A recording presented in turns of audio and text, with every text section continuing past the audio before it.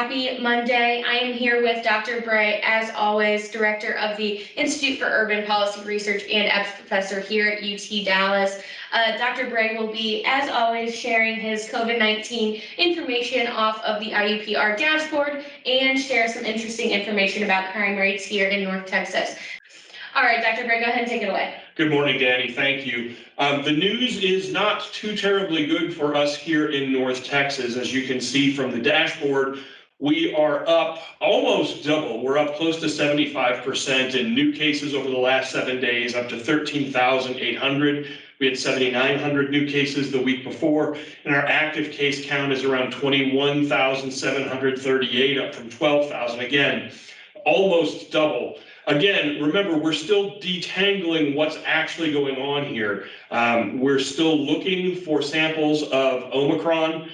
We do know that Omicron is present in Texas, but we're not sure yet to say that this increase that we're seeing is entirely Omicron, because we're just now picking up data from folks who would have been exposed at a Thanksgiving family gathering or a football game or something like that. So it's too early to say if this is an Omicron problem, but this is certainly something we should continue to be vigilant about. Our hospital statistics are staying roughly in the low 90% range. That's still within, it's stretching our capacity, but we're certainly not overwhelming our staffed capacity. Our reproduction number, so this is the number that tells us if the virus is spreading or shrinking in all 4 of the core counties here in North Texas. Our R sub T, or our reproduction number, is up over 1. 1.25 in one county, 1.15 in another county. By itself, just over the number of 1 is not necessarily something to be worried about. It is an indicator of concern.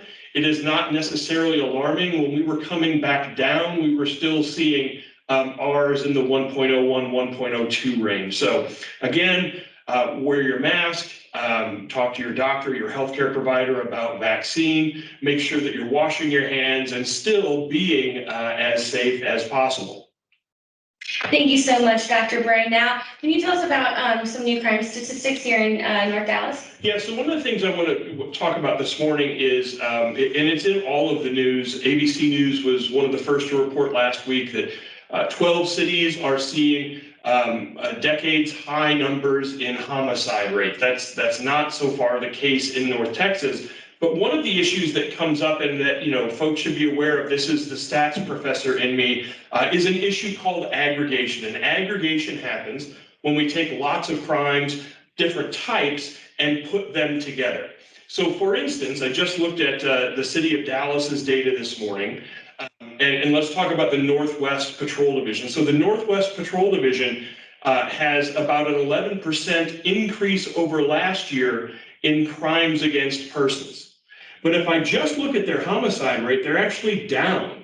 I think it's 11 or 12%. So it depends upon what crimes you put together. One of the old adages in statistics is that, I can tell you any story you want to hear by how I put the numbers together. So I would encourage you, as you're reading newspaper articles, you're watching, hearing things on the radio or watching the news, always peel back the layers and figure out what's going on with the data.